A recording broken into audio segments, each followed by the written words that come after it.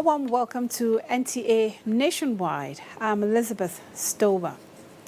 The federal government has again restated its commitment to ensure disbursement of the Abuja loot in a transparent and fair manner.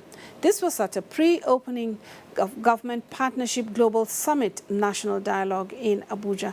Timothy Yusuf reports.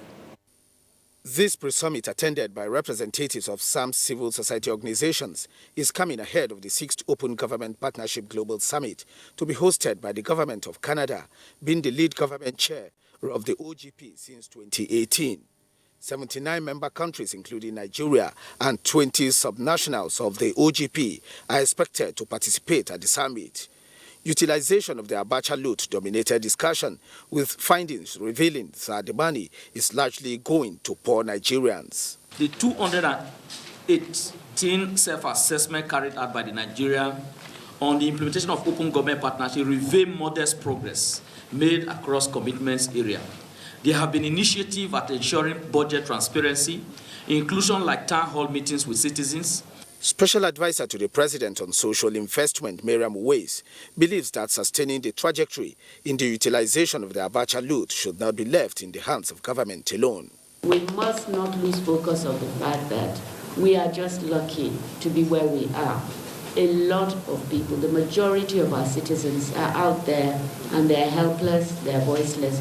We have the responsibility to give them a voice. We have a responsibility to hold their hands and support them through the process of their taking ownership of their lives. With efforts ongoing for the return of another $500 million of the Abuja loot, speakers including the Acting High Commissioner of Canada to Nigeria, representatives of the World Bank and NTA were unanimous in their resolve that interrogating government on utilization of the Abuja loot on conditional cash transfer to poorest of poor Nigerians will be an added impetus to the initiative. In Abuja, Timothy Yusuf, NTA News. The Presidential Election Tribunal has fixed Wednesday, the 22nd of May, for the hearing of motions and the petition by Hope Democratic Party against the election of President Muhammadu Buhari in the March 2019 general elections. This follows the filing of motion by the petitioners and respondents in Tuesday's sitting. Judiciary correspondent Femi Okewo reports.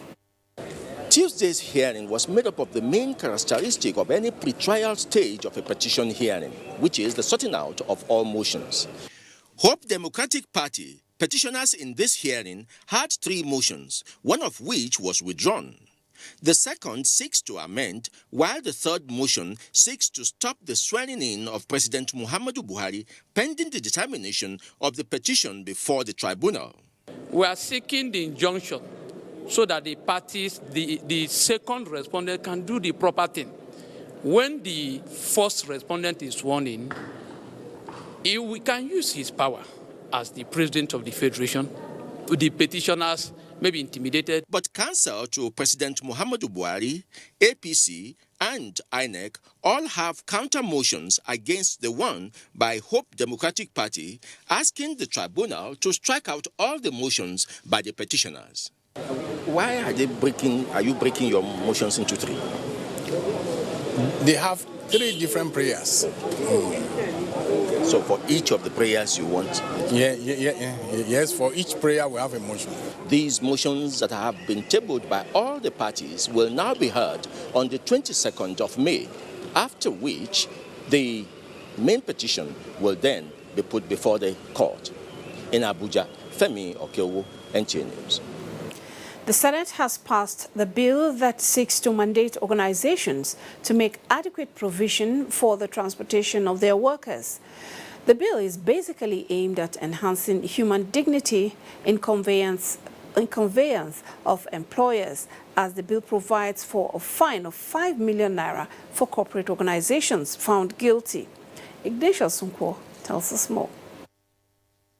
Well, that bill was the first item scheduled for consideration on the order paper, and actually senators spent more than 1 hour debating the importance of that bill. Well, this is the fact that some workers pass through excruciating pains when being conveyed back to their homes. And then senators, in their wisdom, decided to mandate organizations to ensure that there is improvement in the manner and ways that workers are being conveyed home.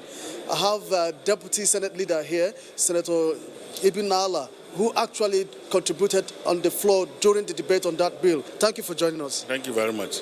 Now, the bill seeks to place Nigeria on the march to inch towards civilized standard, so that workers who work for companies and other individuals are not subjected to degrading situation in their transportation from or to work.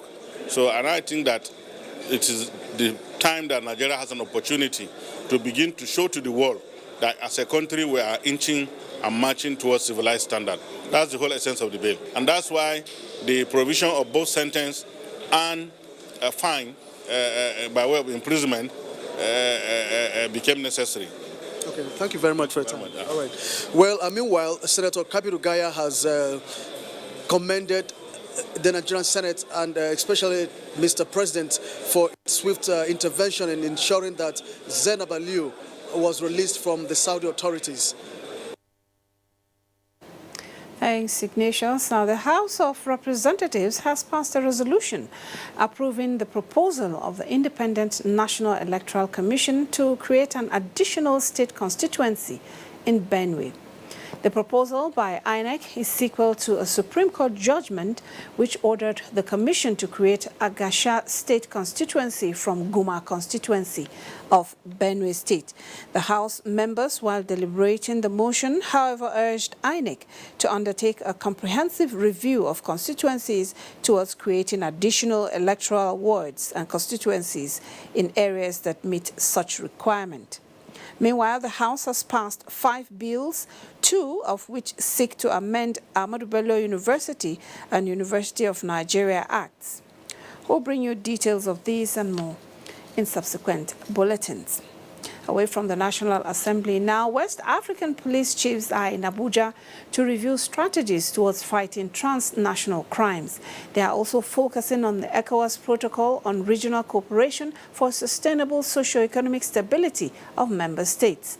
Doing Dia reports from the 16th General Assembly. Seated here are the police chiefs from the West African countries. They are members of the West African Police Chiefs Committee, created in 2001 as a consultative body for regional police cooperation in fighting transnational crimes. For the 16th time, they are holding General Assembly, with this particular one coming at the time Nigeria is reorganizing its security architecture for effective policing. This meeting presents a veritable platform for member countries to review the level of implementation of recommendations at various meetings and to exchange information needed to enhance security amongst member states. Bearing this in mind, we require the collective efforts to all stakeholders to holistically tackle criminal activity at all levels.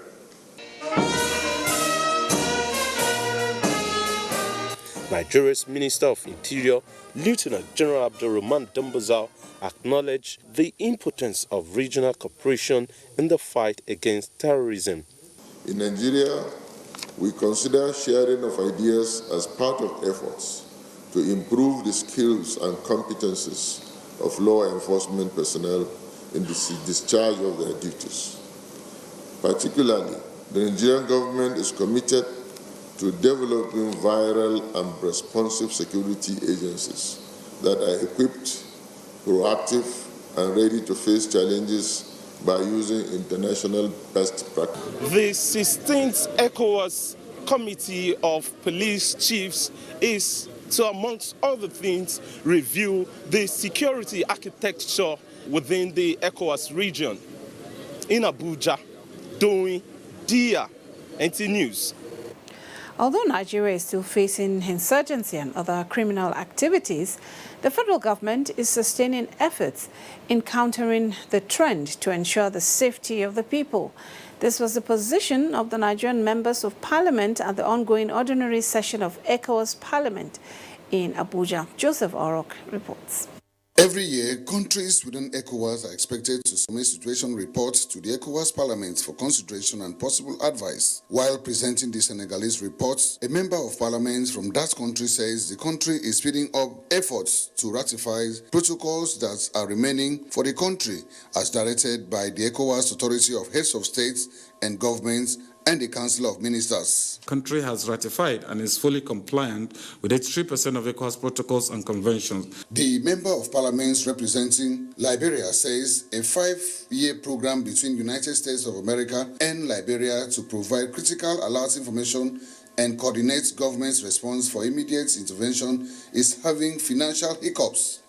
This, he said, is because United States government and the ECOWAS Commission have not totally honored the Memorandum of Understanding for the project. Only refugee situation that is currently looming in Liberia relates to those Sierra Leoneans who came to the country during the early days of the Liberian Civil War in 1991. The country reports on Sierra Leone shows that the political situation of the country has continued to improve after the 2018 general elections, and that corruption still remains a challenge. The 2018 general elections petition cases for the Western area have, however, continued to linger in the courts, while the petition cases, largely from the Northern Province, have been thrown out of court for lack of substantive evidence. Sierra Leone is presently strategizing to counter any terrorism attempts.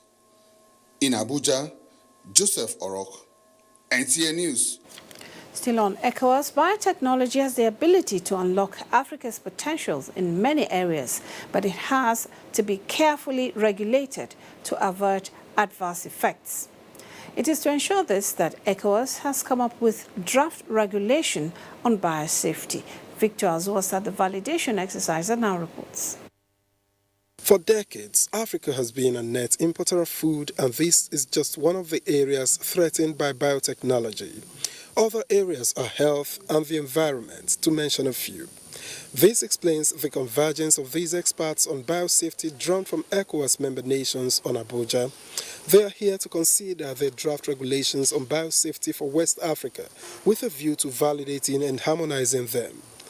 In our West African region, as Nigeria's Minister of Environment, Suleiman Hassan, takes his stand to address participants, he challenges them to harness the advantages of biotechnology for the development of the ECOWAS sub-region while mitigating its downsides. Safe, modern biotechnology has proved to be that solution which will ensure that our people, farmers, entrepreneurs, and the economy succeed within the region. For the civil society, there is the need to protect the interests of ordinary people. We don't know real risk related to those technologies. So it is important to have a harmonized view. We want to have the same level of protection. With the validation and harmonization of draft regulations on biosafety, the West African sub-region and indeed the whole of Africa can now look towards a greater future. In Abuja, Victor Azu, NTA News. President Muhammadu Buhari has again lashed out at the nation's elite for failing to sustain the legacies of Nigeria's founding fathers as regards the provision of quality education at the basic level towards guaranteeing sustainable future for the younger generation. This was while hosting members of the Federal Executive Council, service chiefs and heads of government departments and agencies to the breaking of Ramadan fast. State House correspondent Adam Sombo reports. When I drive around the country, what upsets me very much is the status of poor people in this country. See young people, the Almajiris, so-called Almajiris, with torn dress, with plastic ball.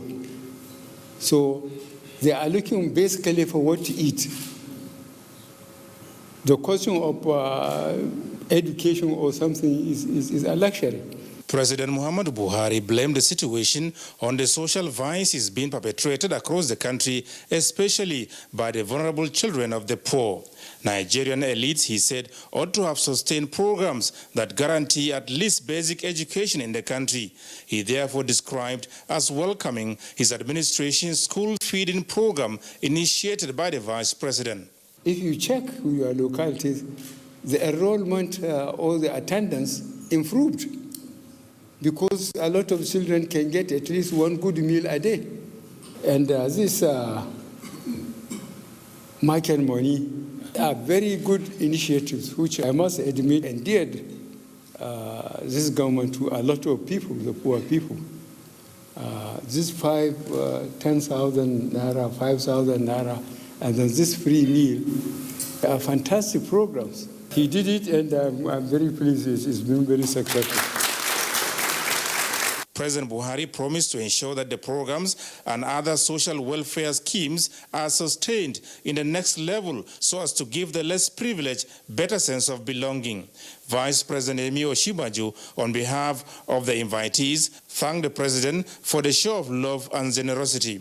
This year's Ramadan fast, he said, which falls on the eve of a new term in office, is an opportunity for the leaders to remind themselves of their responsibilities and core mandate of enhancing the welfare and security of Nigerians. We must, as leaders, by example and precept, show our own people that regardless of ethnicity and religion, we must be brothers in this country. We should not allow ourselves to be divided along those lines. Our country is great because of our people, and our country is strong because of our diversity. We can only build our strength and greatness on that unity, and we must never allow anyone to give us the impression that we are better divided than together. We must care about each other as a people. More groups and individuals are expected to join the president in breaking the Ramadan fast in the coming days. From the State House, Adamu Sambu, NTA News. The federal government says it is committed and will adopt necessary measures that will lead to the amicable and just resolution of the land dispute between indigenous people of Abuja and the Nigerian army. This was during a meeting by Vice President Yemi Osinbajo with a delegation of Gbagi leaders comprising political leaders, traditional and youth leaders at the presidential villa. State House correspondent Jide Onifade reports that a meeting with the military on the matter was rescheduled. The land in dispute covers over 7,000 hectares cutting across Gwagwa, Idu, Zuba, and Giri communities in the Federal Capital Territory. Welcoming his guests to the presidential villa, the vice president said he had personally briefed President Muhammadu Buhari on the matter and his encounter with the protesters. The vice president conveys the president's concern on the matter to the delegation with assurances for a just resolution. Vice President Osinbajo admonishes them not to allow a situation where things are not done according to the law, stressing that it is important that the issue is resolved amicably and justly. The delegation, led by Philip Aduda, senator representing the FCT at the National Assembly, appreciated the intervention of the vice president. It would be recalled that last week, Tuesday, on his way to the airport to launch the homegrown school feeding program in Ekiti State, the vice president ran into some protesters at Gosa village and promised to meet the group and work on a resolution. In the State House, Jide Onifade, NTA News. You're watching NTA Nationwide. Lagos, the Center of Excellence, is our first stop with Hingino John Adams. Over to you, Hingino. Thank you, Elizabeth, and welcome to Lagos. Lagos State Government has once again reiterated its commitment to strengthening primary health care centers towards taking qualitative health care delivery to the nooks and crannies of the state. Secretary to the state government Tunji Bello re-emphasized government's commitment while receiving participants of the Senior Executive Course 41 of the National Institute for Policy and Strategic Studies, Kuru. Nosa Osla reports. Participants were on a local study tour to Lagos State on the funding of universal healthcare delivery in the country. Secretary to the state government, Tunji Bello, explained that the Akinwumi Ambode-led administration is working assiduously to ensure that the recently launched Lagos State Healthcare Scheme, which is a compulsory provision of quality and accessible healthcare to all residents of the state, is embraced by all. The administration is working assiduously to ensure that recently launched Lagos State Health Scheme, which is compulsory provision of quality and accessible healthcare to all residents of the state without harm, is embraced by all. The leader of the delegation and acting director of the institute, Dr. Nasiruddin Usman, said they came to Lagos to understudy its healthcare sector in line with the objective of the course. According to Dr. Usman, President Muhammadu Buhari has specifically charged the course participants to research how best to fund healthcare delivery in the country. The good thing about it is we're also doing a consultancy services for the state of visit. We do a kind of audit so that if there are gaps that needed to be addressed by the state, they will have the opportunity to look at the report and see where it is necessary to make amends. The NIPSS was established in 1979 to serve as a think tank on all key national issues in the country. In Lagos, Nosa Osula, NTA News. The Nigeria-Benin Republic Joint Technical Committee has met at Semeboda to harmonize all the technical issues that will facilitate a seamless interconnectivity high-level project implementation and information gathering for both countries.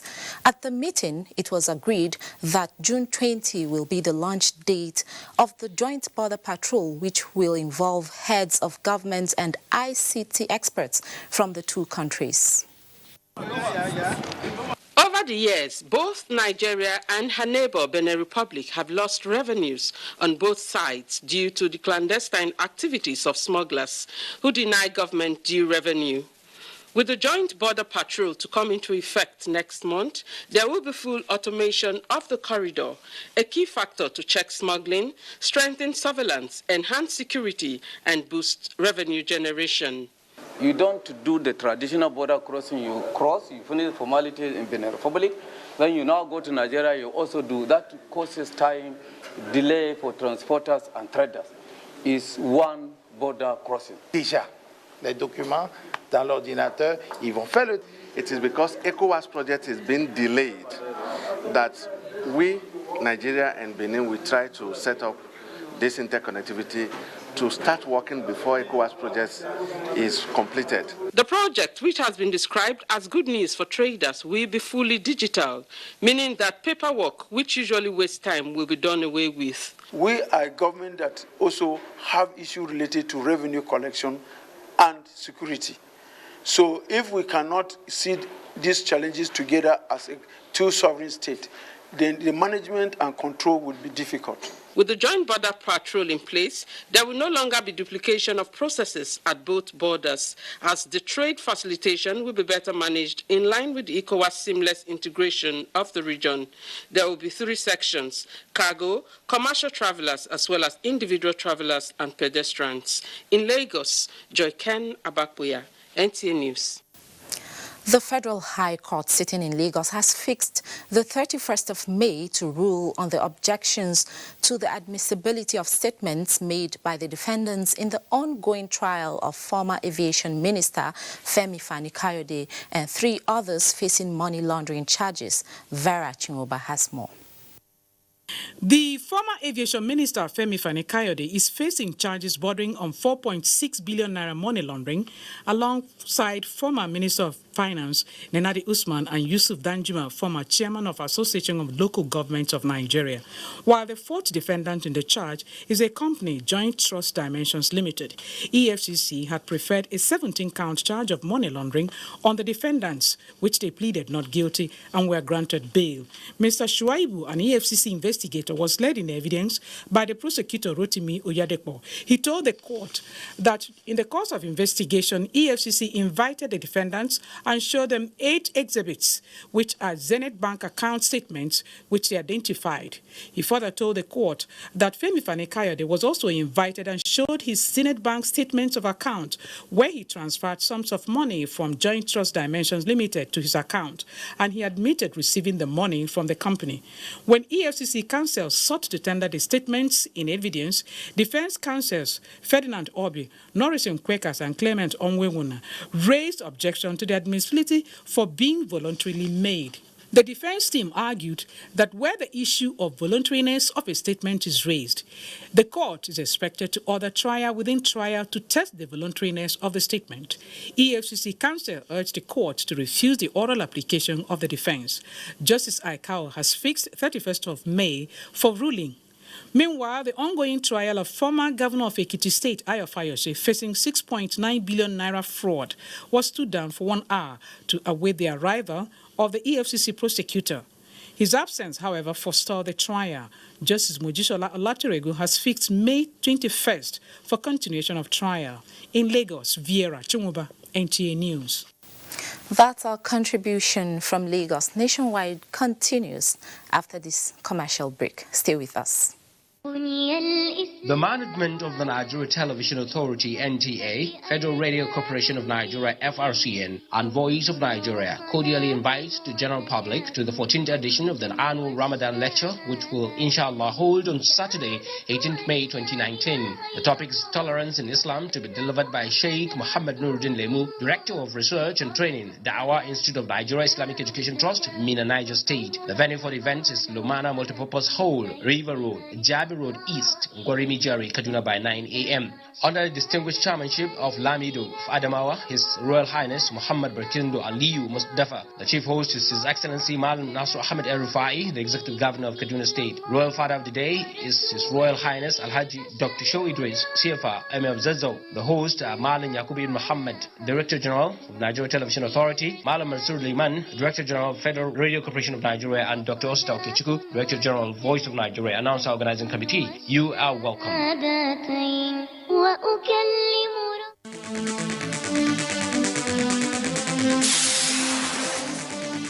Operations of local government accounts and matters arising in the new guidelines.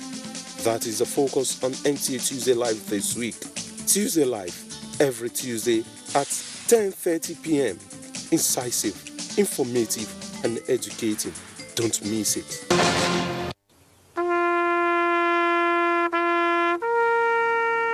They are there at the crack of dawn. They are there busy preparing while we rise for our day. They are there silently, guarding, waiting, listening, and watching. They are there ready in the sky above and the waters below, in the blistering heat of the day, in the dead of night, willing, indefatigable, determined in the defense of the sovereignty of our country. They are our first line of defense and our last. They who have paid the ultimate price in defending us. They are fathers and uncles. They are mothers and sisters and girlfriends and boyfriends. They are brothers and cousins and best friends and neighbors. They are classmates, colleagues, and citizens of this nation.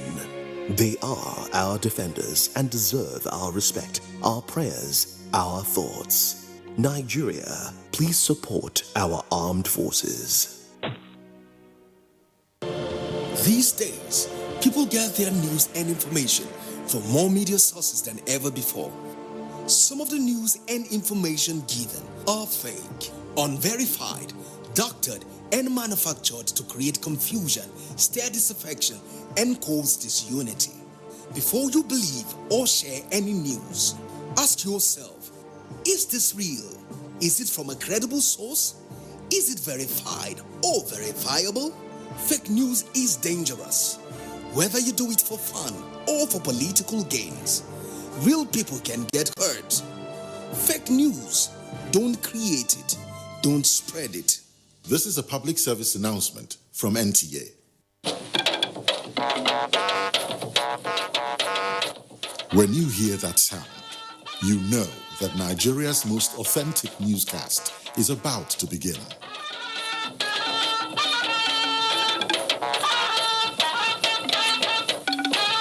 NTA Network News, breaking the news for over 40 years.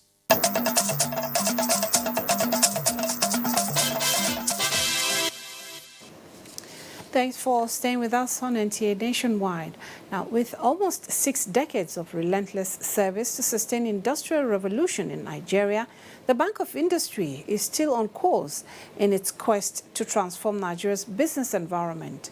At its 59th annual general meeting, the bank declared that it overshot its target for year 2018 and closed at 1.07 trillion naira.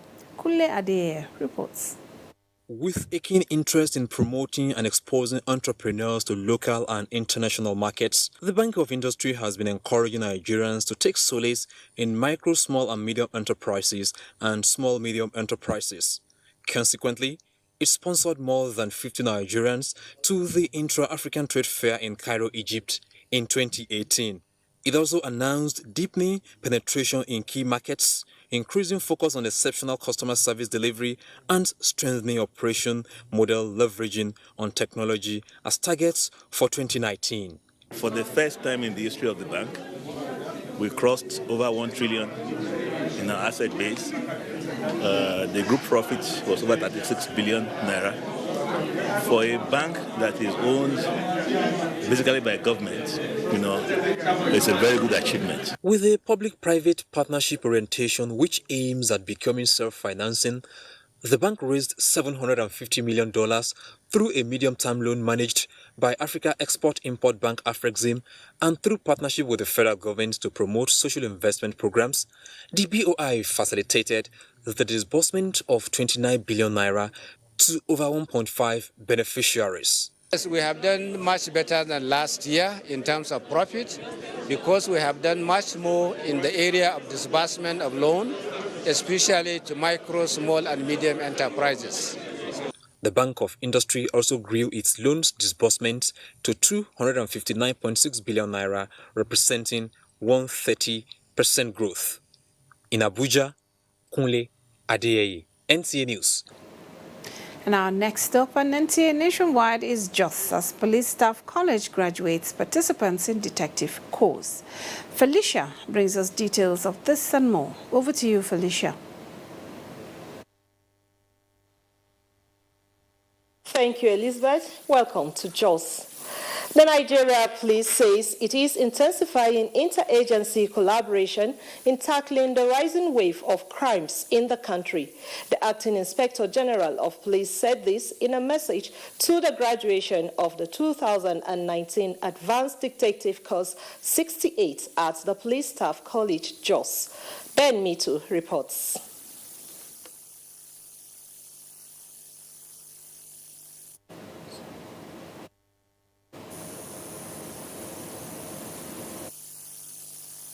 Well, we seem to have lost signals from Jos. We'll see if we can get back to them. Moving on now, Nigeria and the European Union have agreed to develop a strategy that will improve economic ties on export and import on agricultural produce. Strategy on how to end irregular migration to Europe is also discussed between Nigeria's Minister of Agriculture, Audu Ogbe, and delegation of the European Union. Musa Babaliu reports. Nigeria have always been a major business partner with European Union, especially in export of agricultural commodities.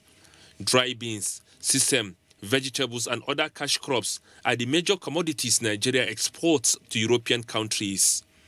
In recent times, however, EU banned some of the Nigerian commodities from their markets due to what they described as poor handling, packaging and quality. This meeting between Audu Ogbe and delegations of European Union in Abuja is meant to find a way to address the identified challenges. It's the way we grow our crops, the way we package them, and the way we deliver them to Europe. Even the bagging of the grains.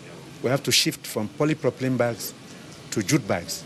Richard Young, Minister and Deputy Head of EU Delegation, says Nigeria has potential to lead in the production and export of agricultural produce. What is needed, he says, is strictly adherence to international standard. to invite the Minister here to discuss these opportunities. And equally on the European Union side, there are many investors who are looking for opportunities to invest here and add to that agricultural sector. On the issue of irregular migration, the EU pledged to support engagement of youth in food production value chain and poverty eradication program of the federal government. Musa Baba Aliyu, NTA News. The federal government has intervened with some measures to put Nigeria back on the map as Africa's largest textile hub and return the subsector to its former glory as the second largest employer of labor in the country. Guests on NTA's program, Good Morning Nigeria, said there are positive signs that revitalization of the cotton, textile and garment policy will ensure the growth of the subsector, return the lost jobs within the industry and fast-track economic development. Abdul Karim Mohammed Zurmi has the report. The Central Bank of Nigeria's support has been described as a welcome strategy to revitalize the nation's once prosperous cotton export market before the discovery of oil in the country.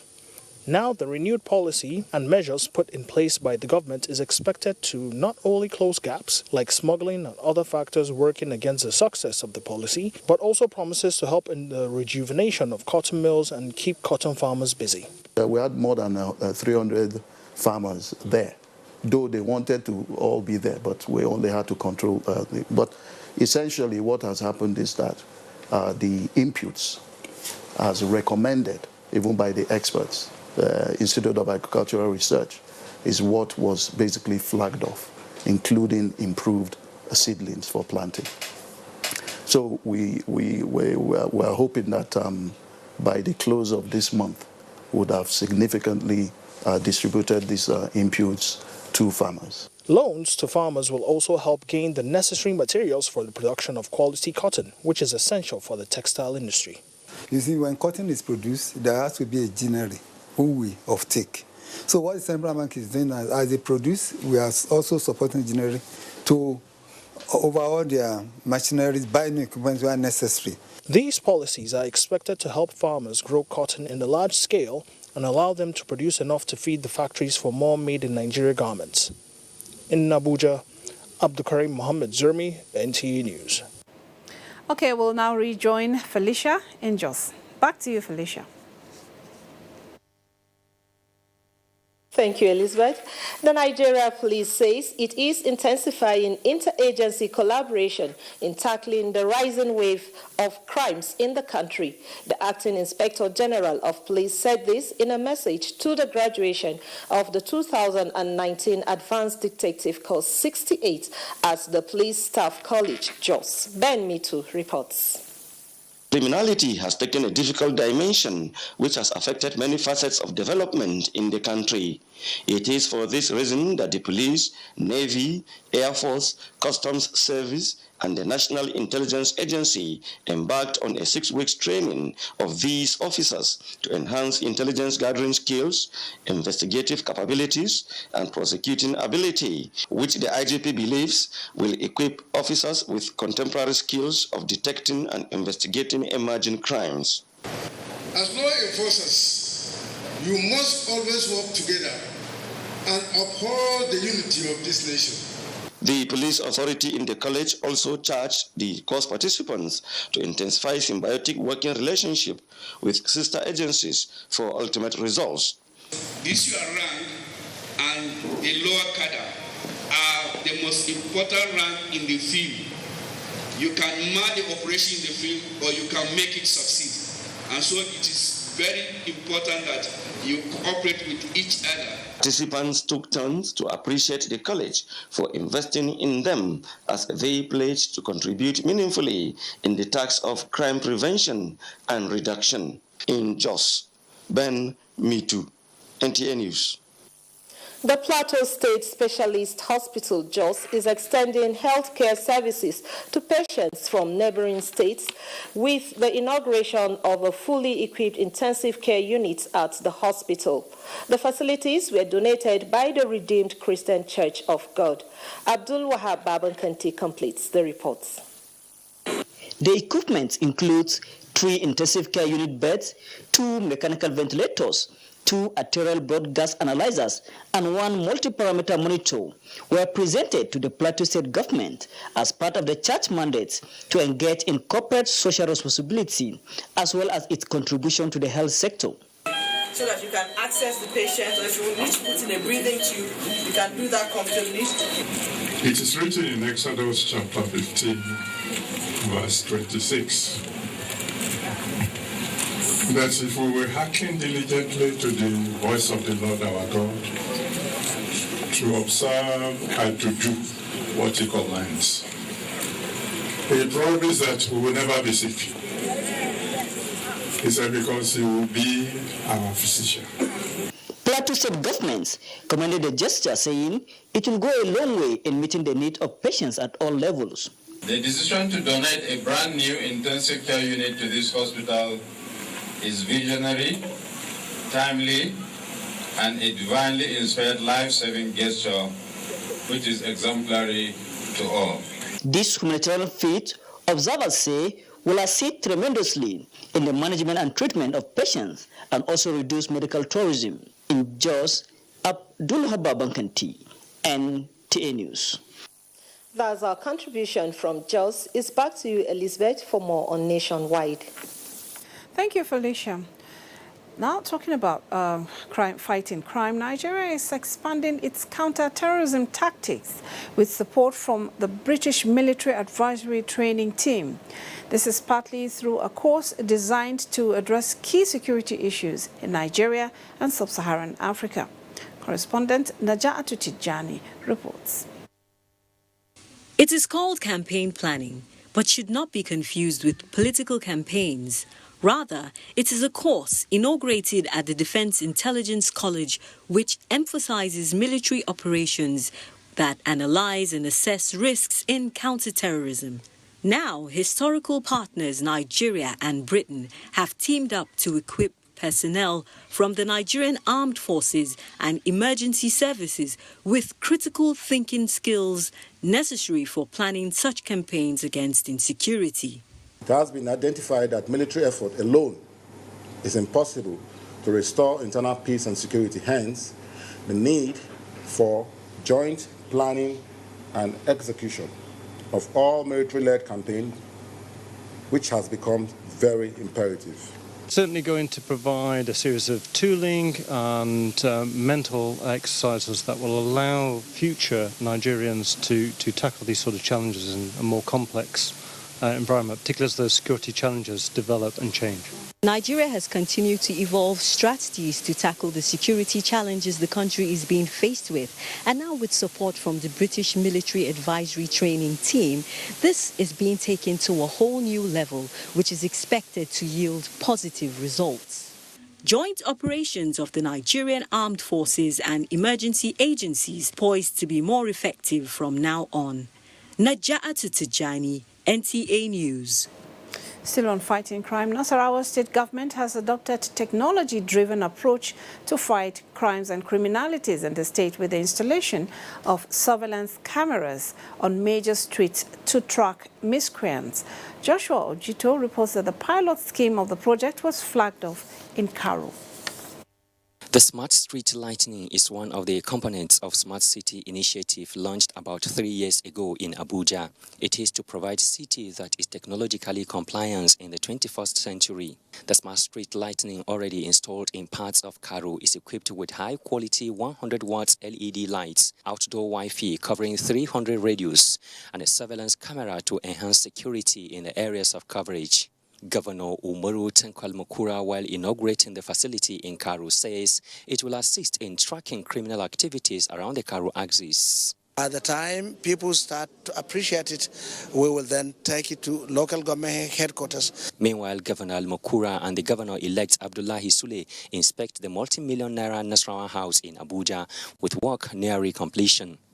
As we are handing over this administration to the incoming administration, we should be handing over a completed building that will be an investment for the state. So the number of hotel rooms that are going to be there are straight away a turnover and actually revenue for a state that badly requires revenue. The edifice, which was abandoned for 11 years before the inception of Al-Makura administration, is to be used for hotel services, among others. In Abuja, Joshua Ojito, NTA News. Time to join Chinyere in Enugu for more reports. Over to you, Chinyere. Thank you, Elizabeth, and welcome to Enugu Network Center. The Trade Union Congress has embarked on a nationwide rally to protest against anti-labor activities by the management of the Transmission Company of Nigeria. Ijoma Ugweke reports that the union leaders are therefore calling for the removal of the managing director of TCN, Gao Mohammed.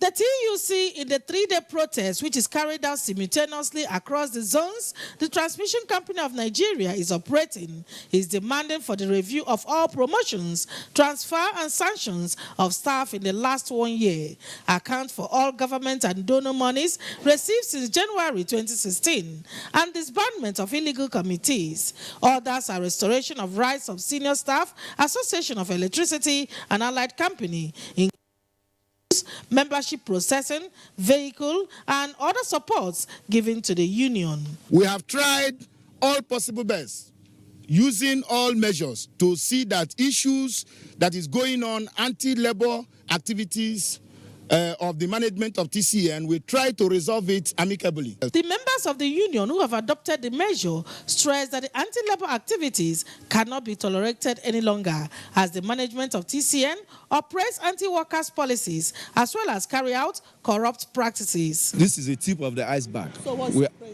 Our prayer is that if after 1 week, tomorrow we are starting until federal government calls him to order, and if after 1 week, that is when we'll go further. Going to use every possible means allowed by the law. This is just the beginning of our fight. While describing the labor picketing as the first measure against the TCN management, the labor leaders appealed to the federal government to intervene on the matter to avoid a total shutdown of the company. In Enugu, Ijomu Gweke, NTA News.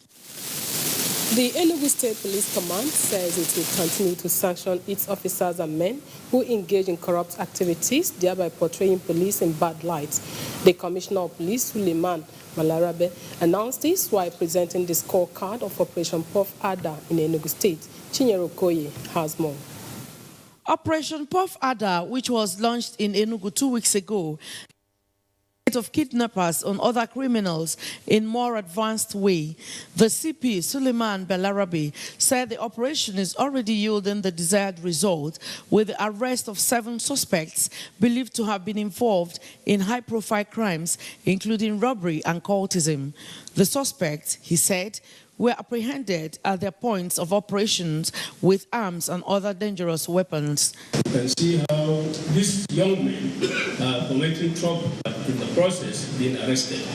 He said the suspects will be charged to court as soon as police investigations are over. On the issue of prosecution of cases by the police, the CP said police lawyers, who are also officers in the force, are not leaving anything to chance in ensuring that all police cases in courts are diligently prosecuted. So in this wise, it's good for you to know that we are not prosecuting in vain. Most of the cases prosecuted by our legal department are wrong. On the issue of working hours for police personnel, the State Police Boss said the command, in line with the Inspector General of Police directives, has created 3 working shifts at 8 hours each for every policeman in the command to improve on their well-being and fitness. In Enugu, Chinyere Okoye, NTA News. That's our contribution from Enugu. Back to Elizabeth in Abuja for more on Nation. Thank you. Now we pause for another break. Nationwide continues in just a moment. Stay with us.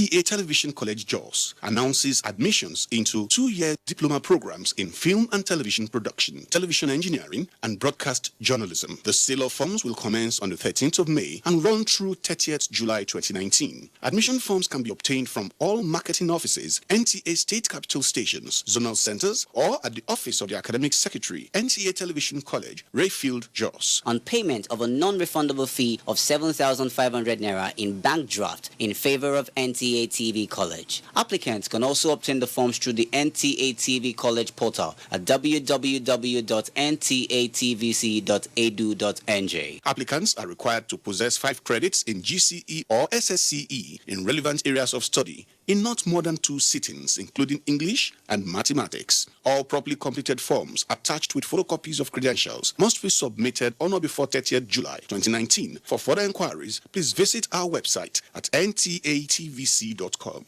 or call 0803-3144-383. NTA TV College, training you to be the best you want to be.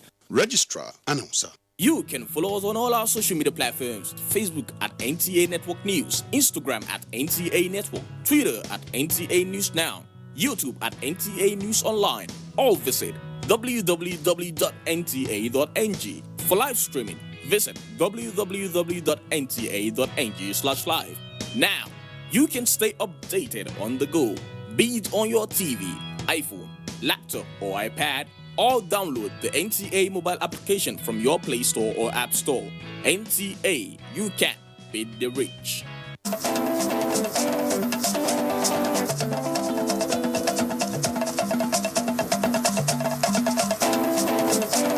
Get the latest news and updates from across Nigeria on NTA Nationwide. NTA Nationwide, weekdays by 4 p.m. Get it first. Get it fresh.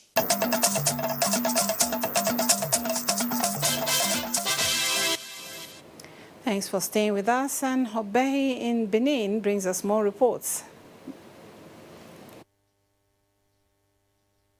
Hello, Elizabeth. Thank you for joining us in Benin.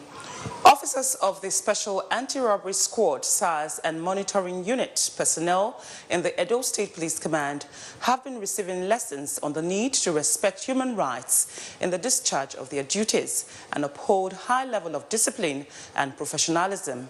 A 3-day capacity training in Benin City is to effect a collaborative effort between the Nigerian police and German government. Ogochukwu Ona reports.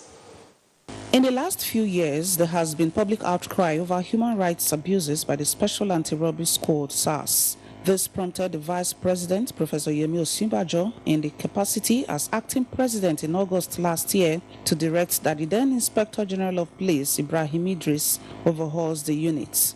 This training, the Nigeria Police, under the leadership of IGP Mohammed Abubakar, is convinced will re-equip personnel with essential knowledge on human rights to enhance better service delivery to provide solutions to the lingering security challenges. We cannot scrap SARS because they are doing a very efficient job. So one of the reasons we want to combat what people are saying against them, and that is why we are training them on human rights. There is a very, very strong will to provide any Nigerian police officer with human rights training, and in particular with those special forces. One thing is to build the capacity of the officers of the Special Armed Robbery Squad and other specialized units in terms of human rights knowledge, to build the skill, to build the knowledge.